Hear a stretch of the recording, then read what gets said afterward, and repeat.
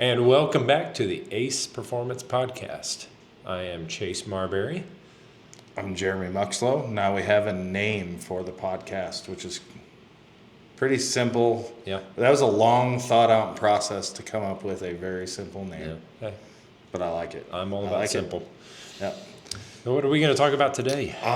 We've had a lot of stuff going on the last 3-4 weeks, probably since the last podcast. I guess we'll start out with, let's start out with the drive. We went on Austin Drive. the Austin Drive. We went with the, Fast Lane? Fast Lane Drive is a car club out of Austin that I joined and went on our first drive to Trattoria something. I'm glad you almost remembered.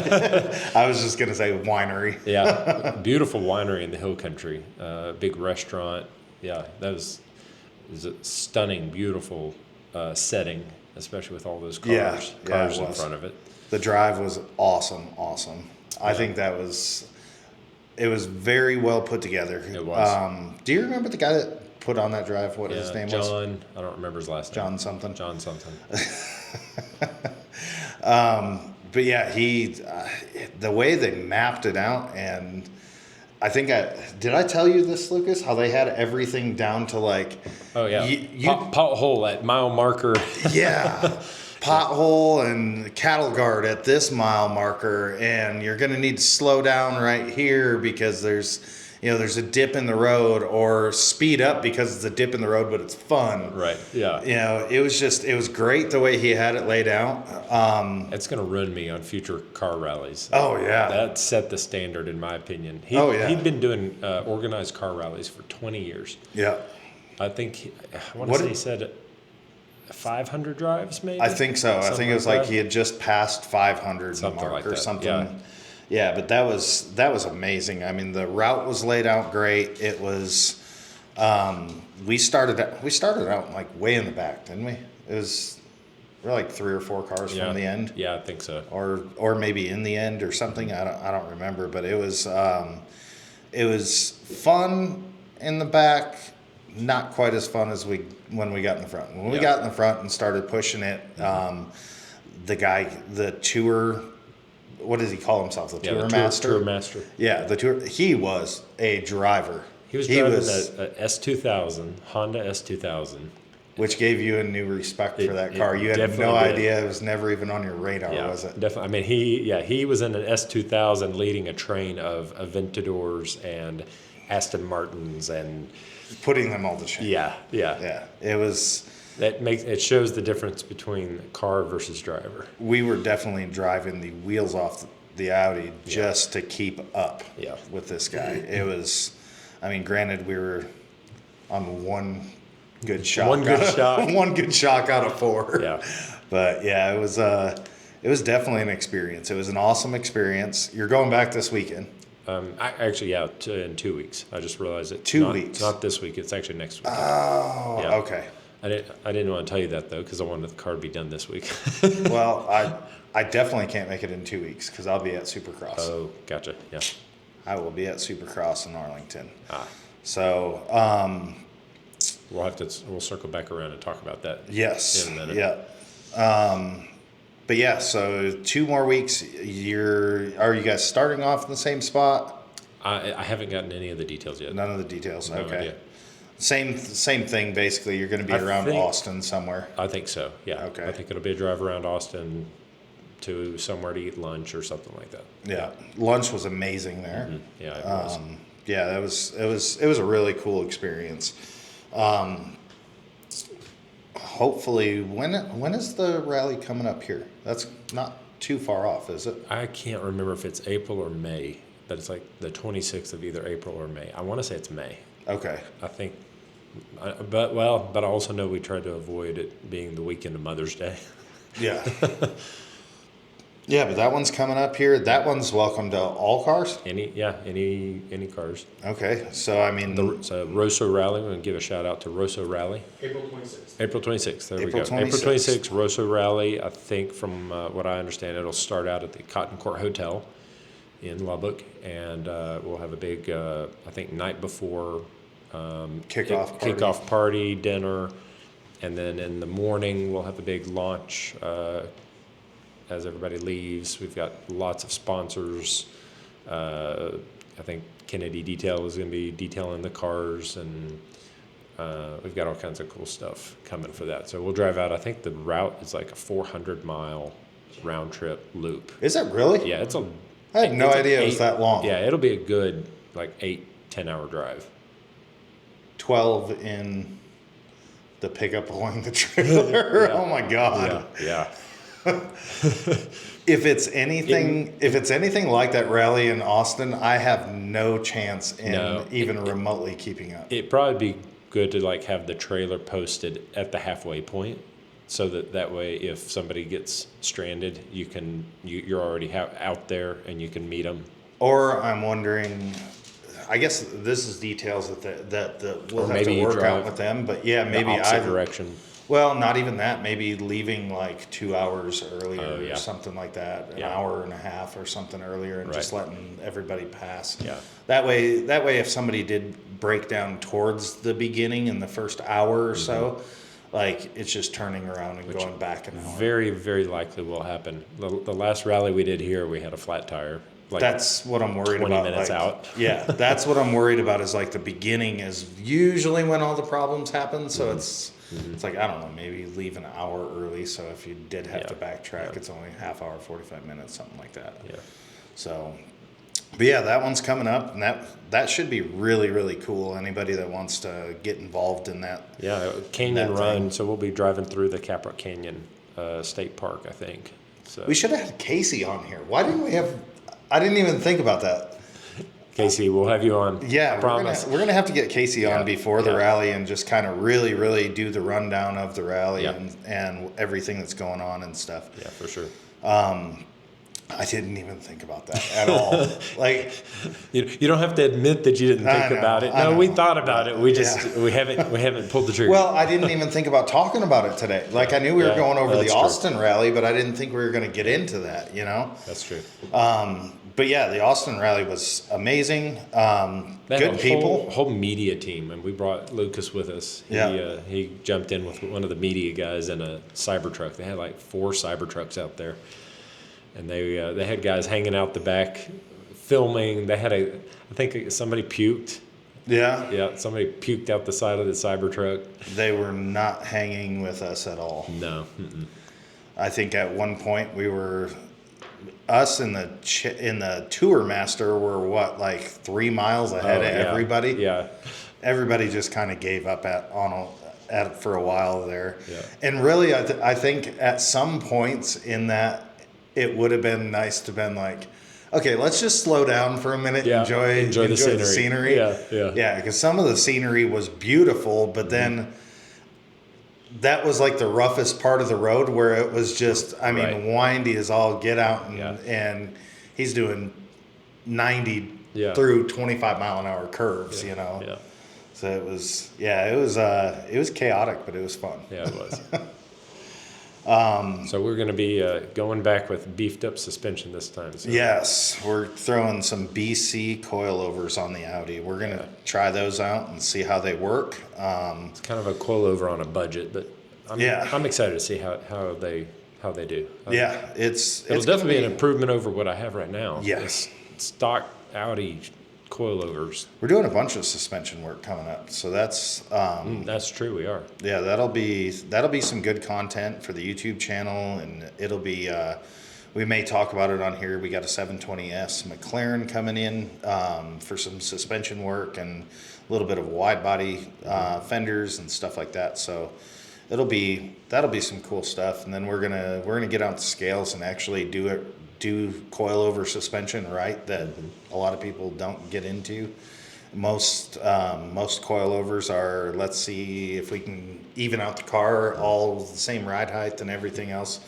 We're going to do more of a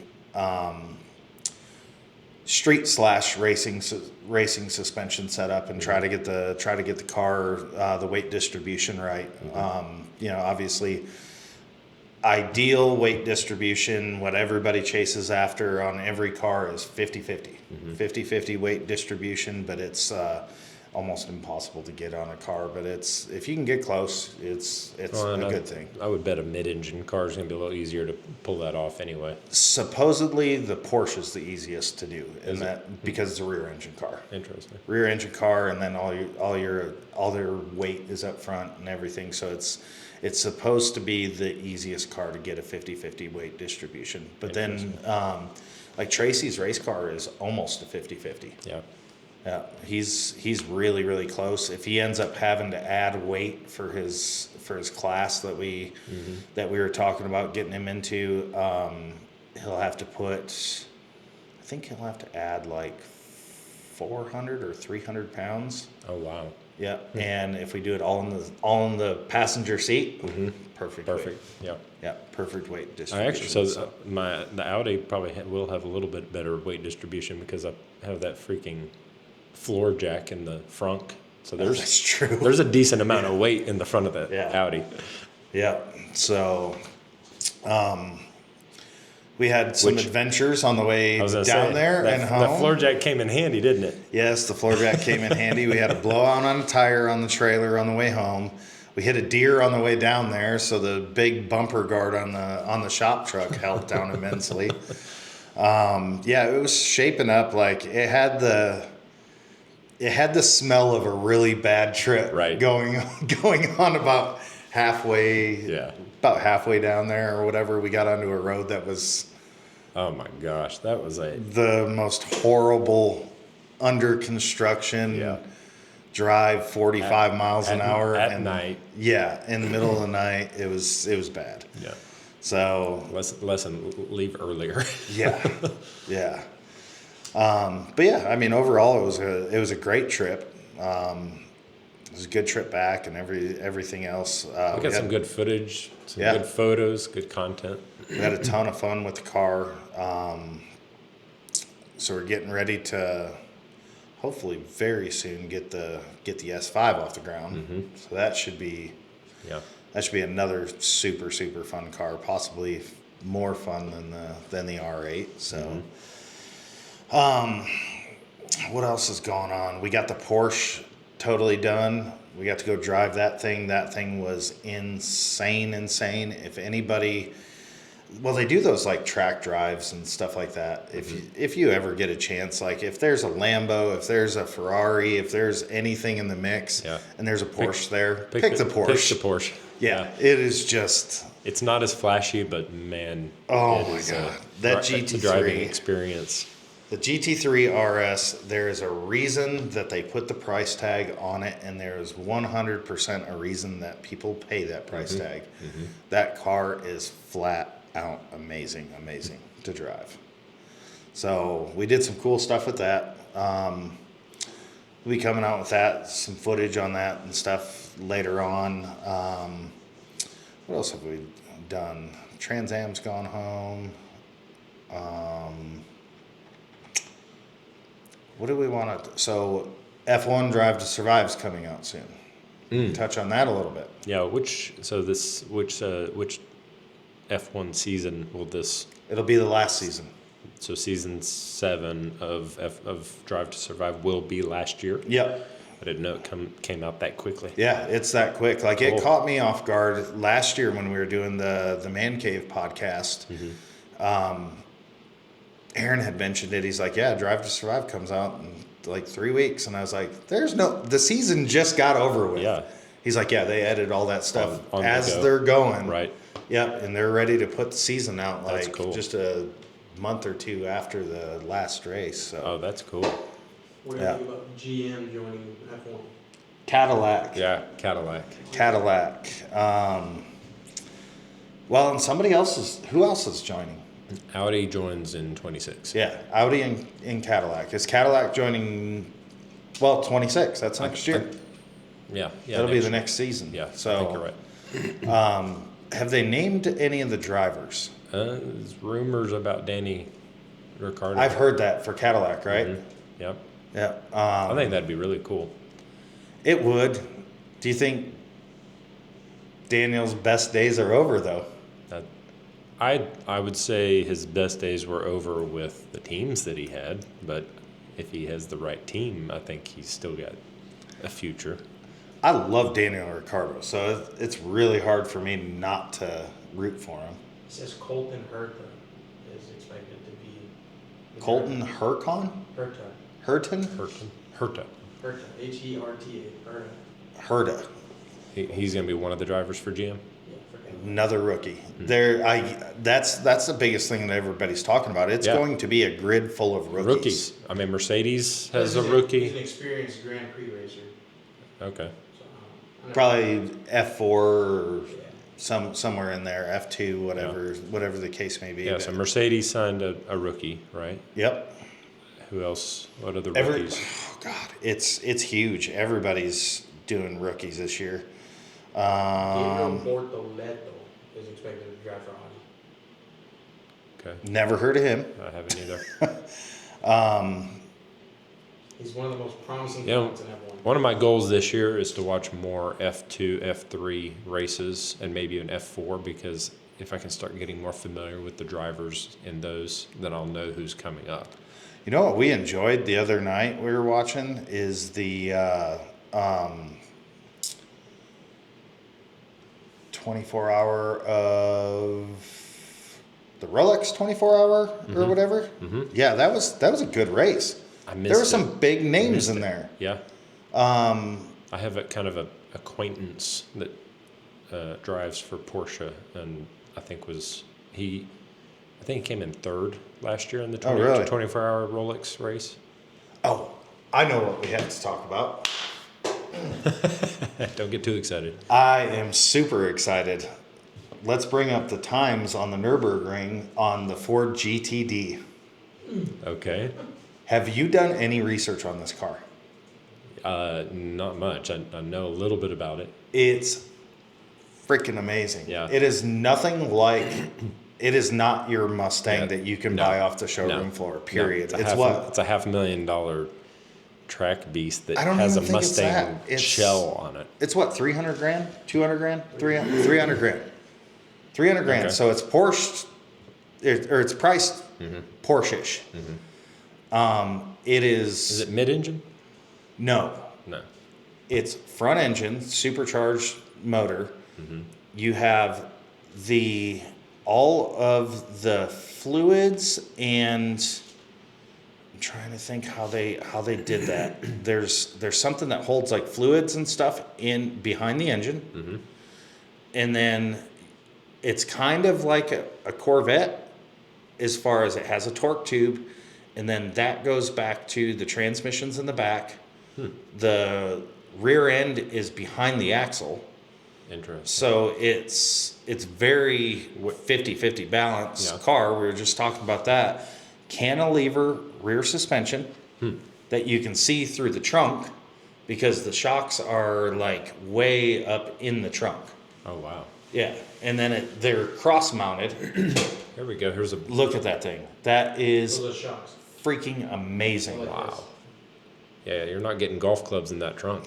No, this is a straight up race car. It just set the all-time world record for any production car on the Nürburgring. No. Yes, No.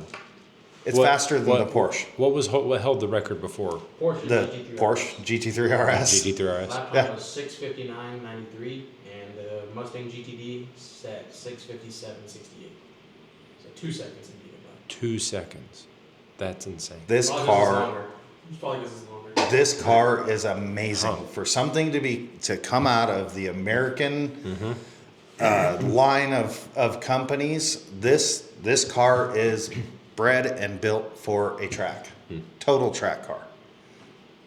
That's crazy. You think a Corvette will test the ZR1 on it? What's that? The Corvette ZR1? Oh, I'm sure they're already testing on it. I thought they already did one. I thought the 01 already went and set a lap on the Nürburgring. It's very possible. Usually, before they release the cars, they're out there for months beforehand. They were with this thing. Yeah.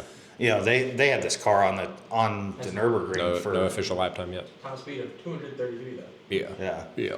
They had the GTD out there for months and months and months of testing before they ever even attempted a lap. There's probably not a straightaway on the Nürburgring that you could get up to 233 miles an hour, though, is there? I highly doubt it. We have it up. Is that Yeah, maybe that. maybe? Maybe. I don't know. What's the longest straight on the Nürburgring? But yeah, I am so impressed with this car. Like, I don't know why. I haven't had time to really sit down and focus on it.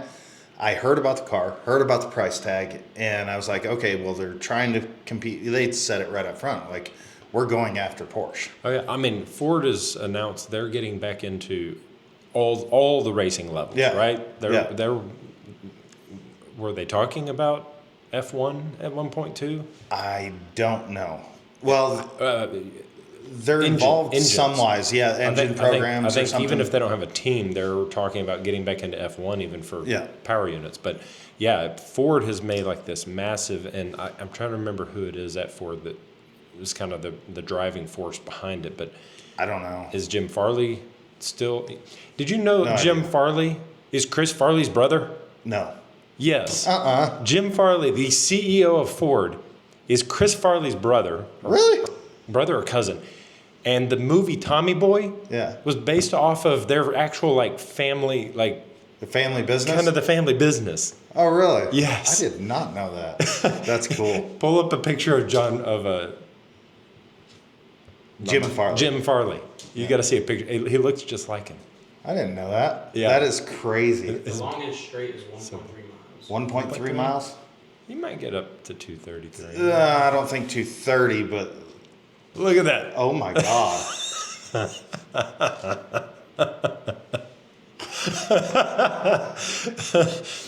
That's pretty funny. If he starts doing impressions of Tommy Boy at Ford press conferences and stuff, oh my God. It'd be great. Yeah. I was watching an interview with him talking about growing up with Chris and their family dynamic. It'd be insane to grow Oh up. my Like gosh. some of the stories that I've heard, Yeah. just Yeah.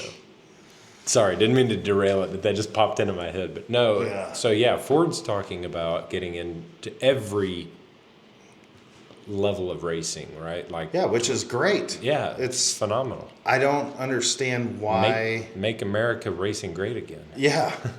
Like I don't that's the whole reason I think behind America not being in the racing scene like it is overseas and things like that because of, I mean The America- manufacturers. yeah, they focus Yep. on freaking NASCAR and drag race. Yep. That's all we focus on. Yep. And I mean, we are so blessed to have. We've got what 3 F1 races in our country. Mm-hmm. There's hardly any country. We got to be the only country that has 3. Yeah. In a for- country. Yeah, for sure. Yeah. So I mean, why are we not capitalizing on that? I mean, they're not really. I mean, there's a huge F1 crowd here. Right. I mean, big enough that we went to F1 in Coda this year, and I mean, 300 something thousand. yeah, people. there was amazing turnout. But how many people were American there? Right. Yeah. Like, There were a lot of foreigners that came. yeah, Here. we were walking around, and I mean, we were probably the least understood language there. So The United States is 4th on top 4 countries that have the most F1 events. how are we 4th? Well, on the calendar though, like Oh, probably. versus Oh, tracks. Yeah, there's F1 tracks all We over. have 12 tracks. U.S. We have 12 F1 rated tracks. Number of circuits, yeah, 12. I didn't know we had. What are they? Yeah. Oh, probably like past, because I think they've done. If I remember, Maybe. I thought they used to have. Was F1 ever at Laguna Seca? I thought they've done Laguna Seca. Maybe. I thought they've done. He'll find that out. Circuit of the Americas is the only purpose-built F1 track in the United States. Okay. I believe. Yeah, I can believe that. Yeah, because Miami's in the streets. Right. Vegas is in the streets. Mhm. They're talking about Chicago in the streets, which Right. There's one in New York, Miami, Long Beach, Riverside, California. Riverside, I think, is Laguna Seca. Yeah. So yeah, but there's, I mean, we have tracks here. We have, I mean, We just don't have talent here. well, yeah. We need to develop our drivers, and that's going to come down to more kart racing, more kart tracks. And karting is dying. Yeah. I mean, it's dying hardcore. I shouldn't even say it's dying because it's probably considered growing, but it's just Right. not It's anywhere not near like Europe. I mean, even you watch the stories of a lot of the F1 drivers, and they talk about how where they had to move in order to get serious about karting, and like a bunch of them wouldn't. I think it's Great Britain is like the capital of karting, and so like all these Italian and whoever else they're from moved to Great Britain when they were 10 years old. Well, and you look at like Lewis Hamilton had help. Mm-hmm. I mean, factory help from car companies at. Mm-hmm. I forget what they said. He signed his first contract at like 8-9 years old. Oh my gosh. Yeah. So, I mean, they weren't paying for anything back then, I mean, now here it's so hard. I mean, you pay a lot of money to go kart racing, even at the top level. Yep. If you could be a national champion and you're still paying for it out of your pocket, so there's very few drivers that really, to make a living, it'd be really cool to get Jake French on here. He's right over in Dallas. I used to race RC cars with him a lot, and he was, I believe, two-time national champion. Oh wow. And in shifter kart, so in the premier class, and barely made a living at it as a national champion. Yeah. So it's nothing like over there that you're groomed from a super young age, brought up, and into that, and even into other forms of racing. Like we have some drivers in like GT3 classes and GT2s and stuff like that, but it's nothing like over there. Yeah. It's just, and I'd love to see it grow over here. I think obviously Ford just made a huge step in that direction, by coming out with a purpose-built car right off the line. Yeah, but Ford seems like their approach is not to develop teams and drivers, it's to develop the technology and the power units of the vehicles. They want to be the manufacturer. Yeah, but their GTD class that they're running that Ford in is, I think they've been second and third is what they're placing. I think Porsche has a lot better driver in one of their cars, and they're still beating the Fords. But they're nipping at their heels every race out there as a factory race team. Right. And they're fielding a factory race team, which is more than most true. of your other companies are doing out there. Yeah. So it's a step in the right direction. I think it's going to be cool to see how all that develops, and who's going to actually recognize that car as a valid race car, and really, I don't know how many didn't they say they were like 200 of them or something this year? I don't remember how many are coming off the assembly line, but how fast they get gobbled up is, They plan to produce around 1,000 units. 1,000 units. Okay. To me, if I'm spending that kind of money on a car, I'm buying a Mustang probably over a Porsche. I'm buying a Mustang over the ZR1 Corvette, 100% for certain. I don't care about the power it puts out, and that's the other thing. Like Corvette, they put out that ZR1, and okay, we're putting out 1,000 horsepower twin turbo Corvette. How is it on the track? Where is it on the track? What are they doing with it on the track? I think Active Aero is where a lot of you're going to just continue to be able to push the boundaries with Active Aero, and you're seeing more and more of that introduced into street cars, even regular aero, even just static aero. It was funny. I wish we need to get Tracy back on, because after the conversation, we went to lunch last Saturday and we sat in Shaquille O'Neal's Big Chicken, that new restaurant. I'll bet you for 2.5, 3 hours. Oh wow, yeah. And because he went down, got to drive his car. They're worried about some things, so they're changing some things on it over at G Speed. But he got to really get on the track after going through that whole driving school with the spec Corvettes and stuff, and felt like he was a lot more confident with his car. But one of the biggest things he said, he goes, I've never actually got on the track and drove a car like that with that much aero. Mm-hmm. He goes, and to learn to drive the aero that's on the car, he goes, you're in a totally different world. Mm-hmm. He said, because they're coming out of, they call it Big Ben over at Crescent. He's coming out of Big Ben in 6th gear at 120, 130, I believe. Whoa.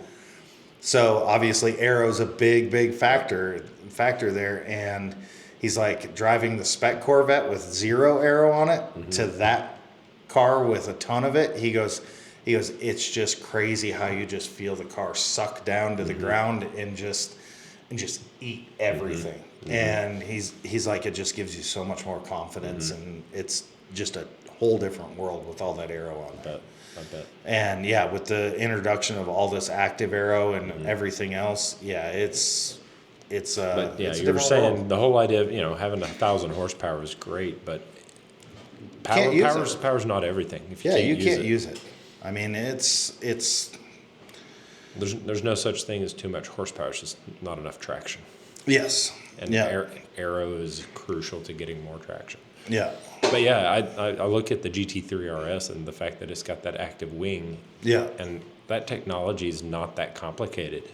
And I'm just amazed that there's not more production cars with active wings and active front aero. Yeah, it's not the end of the world to put it on a car by any means. Yeah. It's not even all really that complicated. Mm-hmm. It's. You see, at SEMA, there's a company that launched a aftermarket active aero wing that you can put on basically any car. No. Yeah. That's cool. It's very similar to the GT3 RS wing with the little hydraulics to adjust it, and you run a wire and connect it up to the. Is it speed based? I don't know. I'm sure if they've put that much engineering into developing one, I bet they probably have a couple of different options to. Yeah. Speed and braking based, I think, is the way to go on it. It's cool because the GT3 RS mm-hmm. has a little DRS button in it. Oh, does it? Yeah. Oh, that's cool. You can turn on DRS. That's cool. So yeah, that was pretty cool. I didn't pay any attention to the steering wheel. Is it kind of a pretty normal production car steering wheel, or it's very simple? There's no screen or like. No, it's super simple. How cool would that be to have a production performance car that has a screen that you could customize your brake bias and all this kind of stuff? It does have those buttons where like it's thumb knobs and stuff like that to change your. You can change some of your suspension settings. You can change some of your ABS settings. Okay. And forget what else. You can turn it into different, like obviously your different track mode and stuff like that is on one setting. Mm-hmm. And I can't remember what the fourth one is. But yeah, so it does have some options on it. I mean, but it's they kept it really simple. Yeah. From what I gathered. Yeah. It's race car. It's definitely race car. Is there a performance production car that you can buy from the factory that has brake bias setting that you can change your brake bias? Ooh, I bet there's not. Yeah, maybe. You think so? Yeah, maybe like a.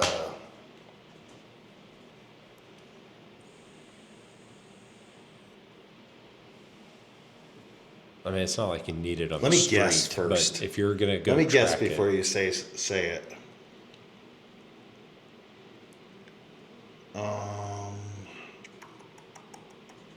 I'm not sure he's found one yet. bet you if there is, I bet you there was a Corvette that was released that was an actual, like, it wasn't released to the public really. It was just a full-blown race car, and I'll bet you that one might have it. And then maybe the Viper, that Viper track car that they released, that wasn't a street legal car. Possibly the non-street legal Ford GT. Yeah. And possibly the new GTD. Yeah. I'll bet you those are, if there is one out there, it's one of those 5. I don't know. He's It looking says like hard. the basic certain models from Porsche, Ferrari, Lamborghini. It doesn't give me any specifics on which cars. Yeah, because that's, well, and it's something that you rarely, I mean, obviously in an F1 car, they change it on the fly. Right. But in a regular race car, Are they not doing that? GT class cars, you're not adjusting your brake bias? not around the track. No.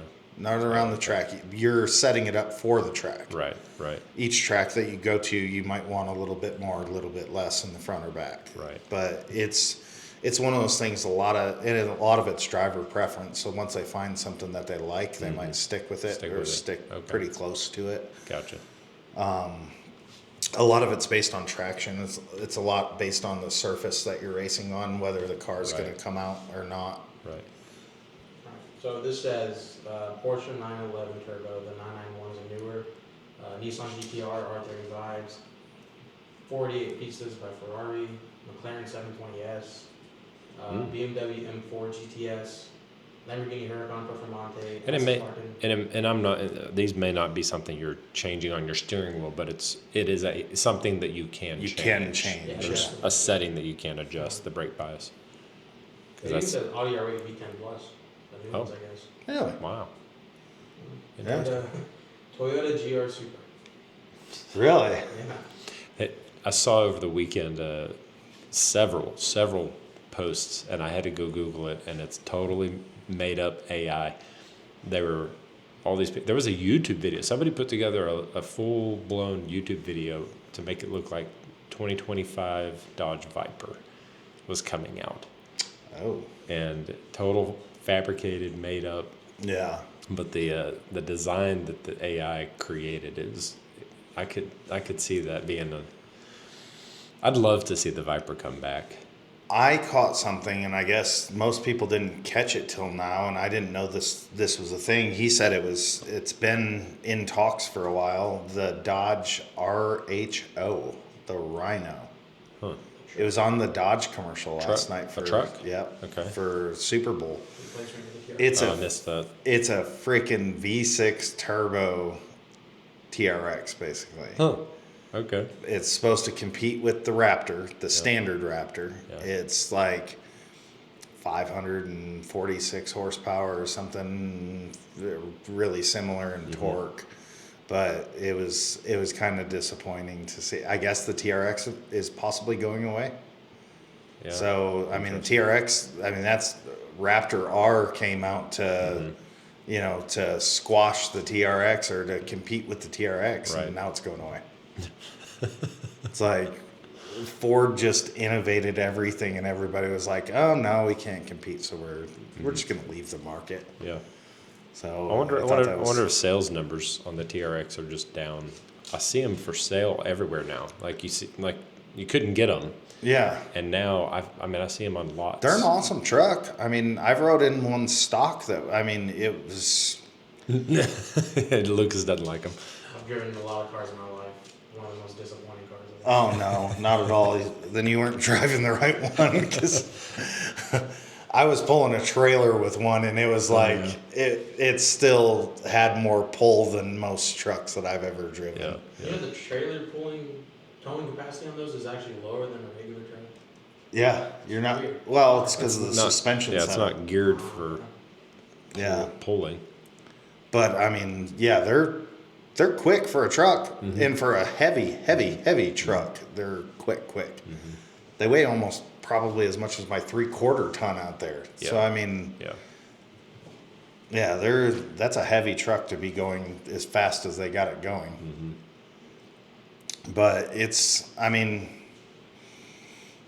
I don't know. It's Dodge is getting rid of all their stuff right as Ford's really stepping up their game on everything. Yeah. So Yeah, I'm trying to figure out what Dodge is like. The electric Charger was supposed to be coming out, and now I think that's totally going away. is it?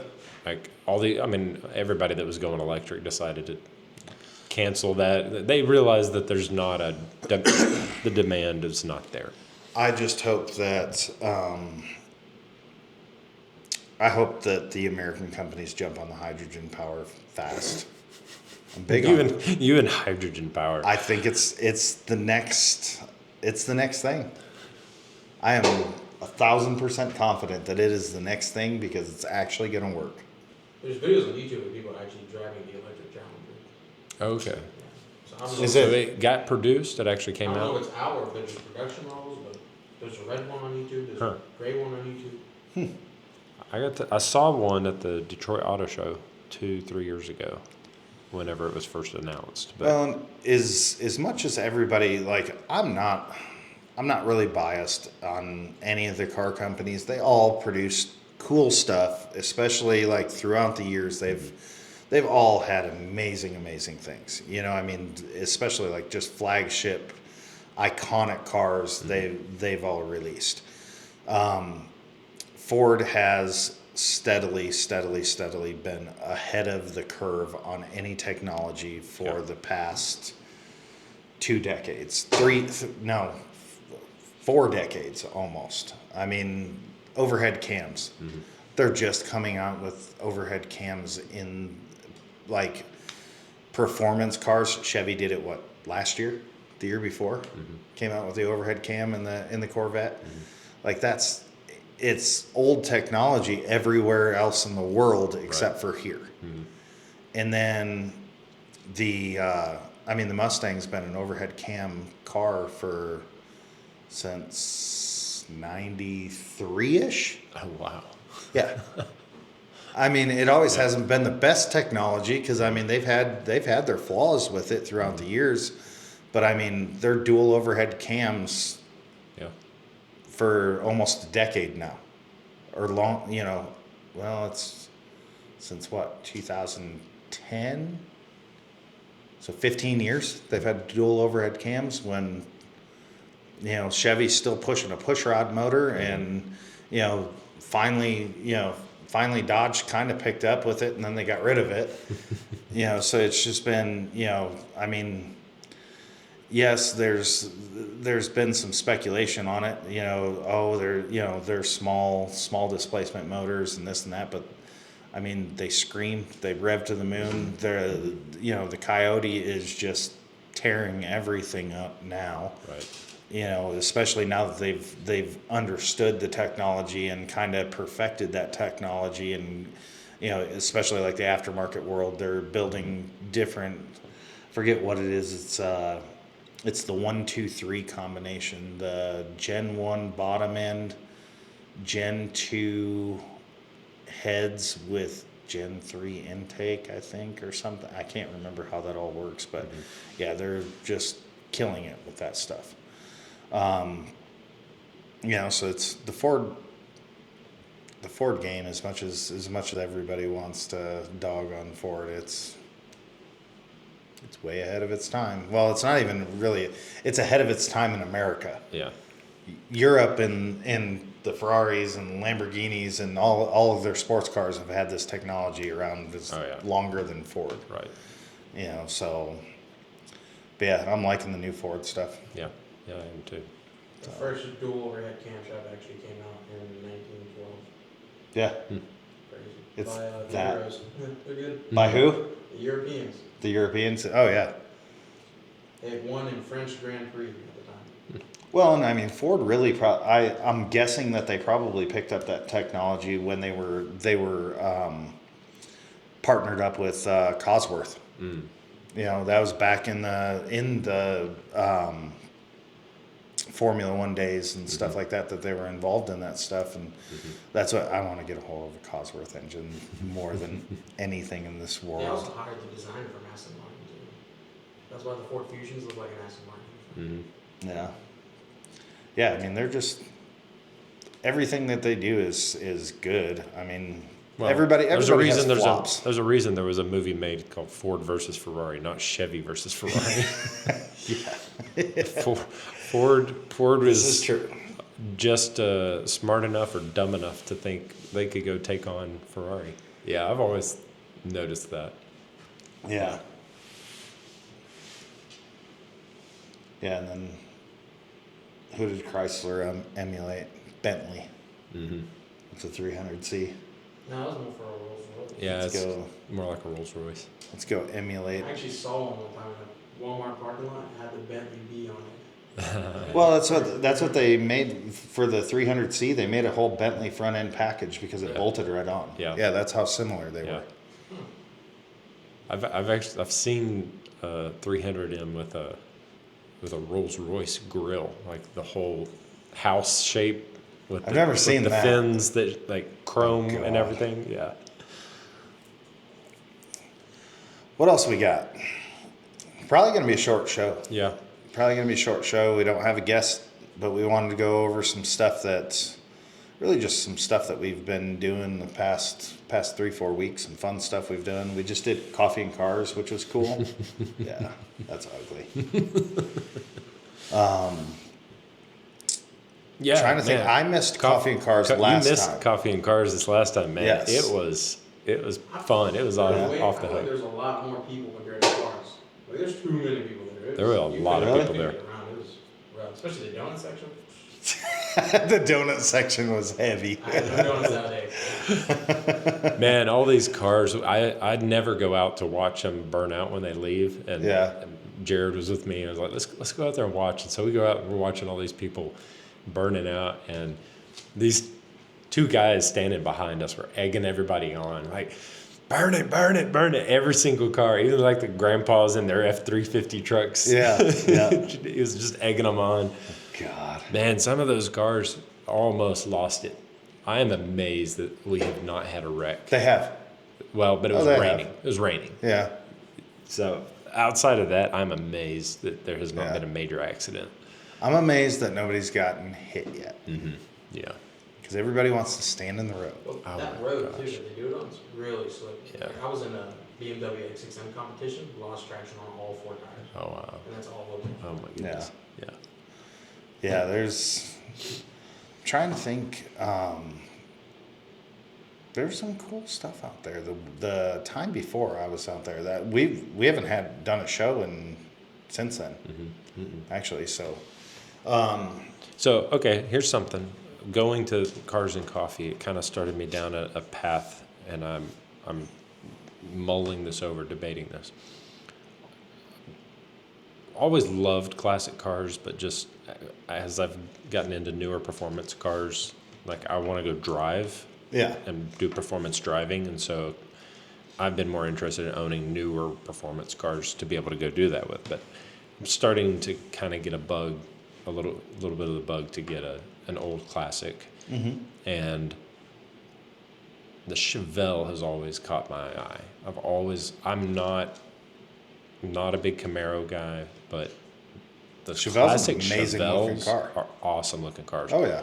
And there was one for sale at Cars and Coffee, and it's like this beautiful like copper paint color, and it looked like a bunch of work had already been done to it. And so I'm kind of mulling that over of Well, that's what's so cool something about that the classic would cars. hold its value. And it'd be a collectible type of thing. That's what I love about doing the collectible cars and just the old classic cars. I think my favorite thing about it is like you're not going to improve much on any of your supercars. You know, I mean, you buy a McLaren 720S or something like that. You can do exhaust work. You can do custom wheels. You can do this, that, and the other thing. Make it your own. Right.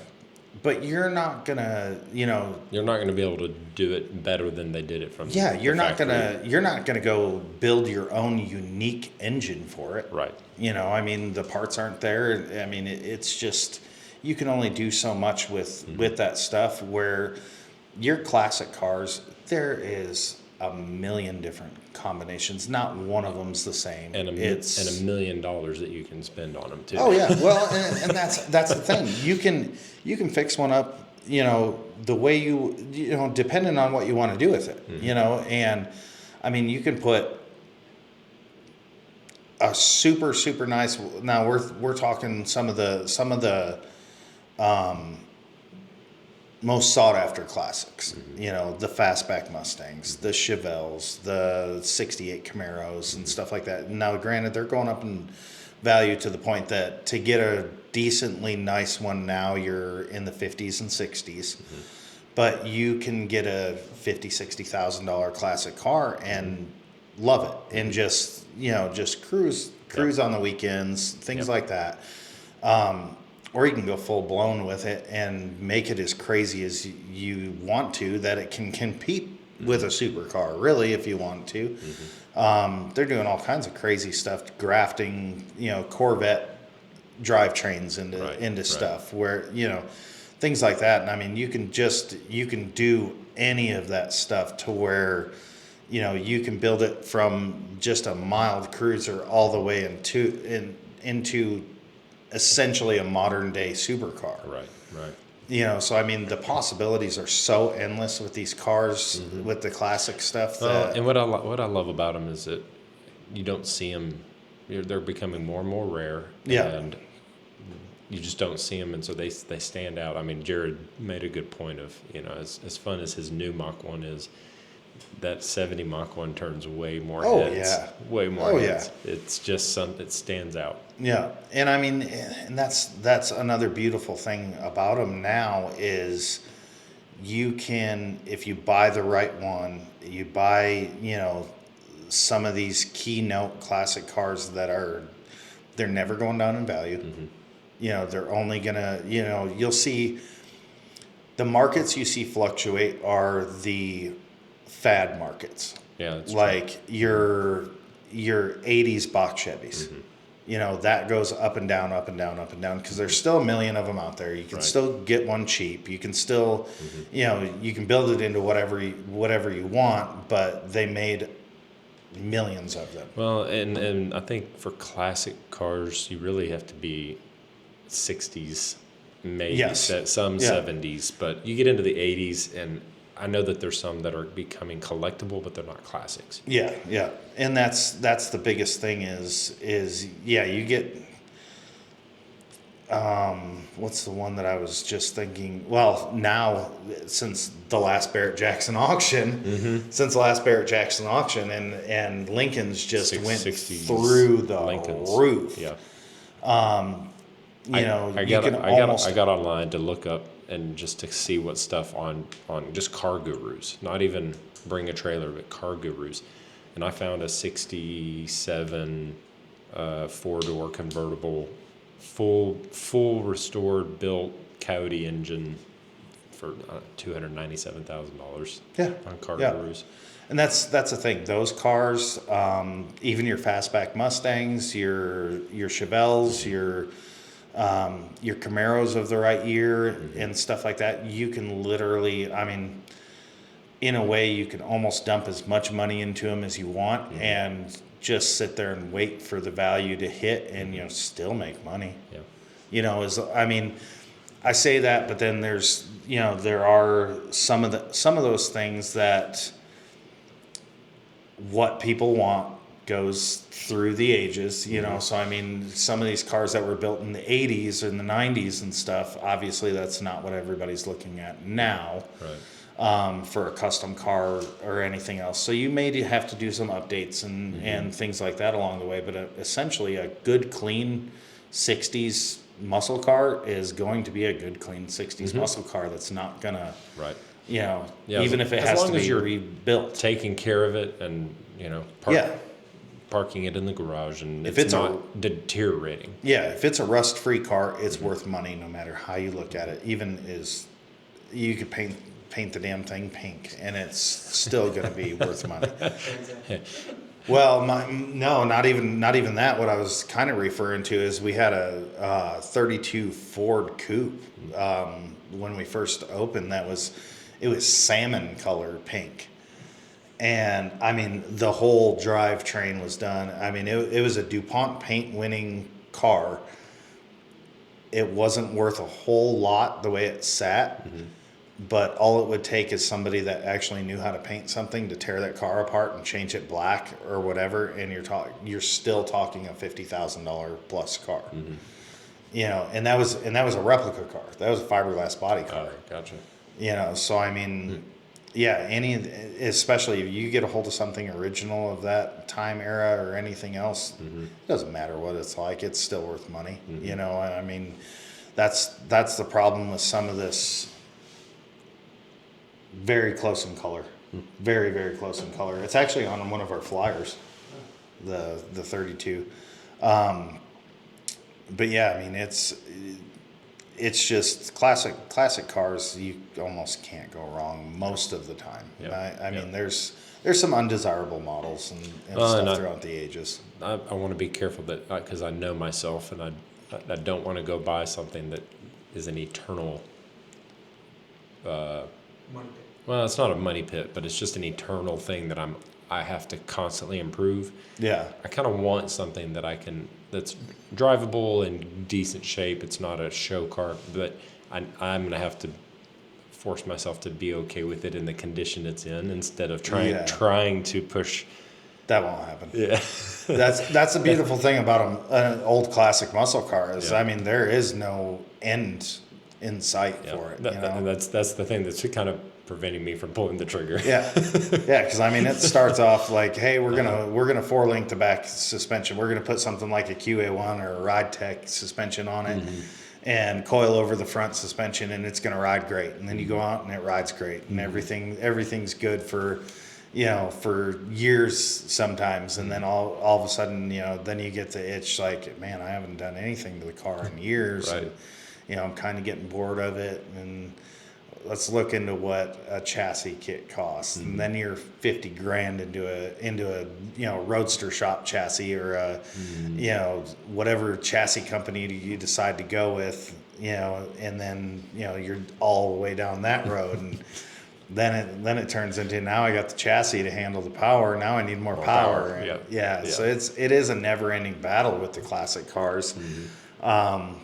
But I mean, it's one of those things that the beautiful thing about it is you can stop and take a break whenever you want. Right. You know, enjoy the car the way it sits, and just kind of, and it's a slow process through many years if you want it to be. You know. Right. And it's something you can hold on to your whole life, and you know, then let your kids make all the money off it. Yeah. You know, so. Yeah. Well, we'll have to kind of start looking at some stuff. And I'll let you be my guru on Mustang. Mustang with a Coyote swap. Yeah, I knew that's where you would go. Yeah.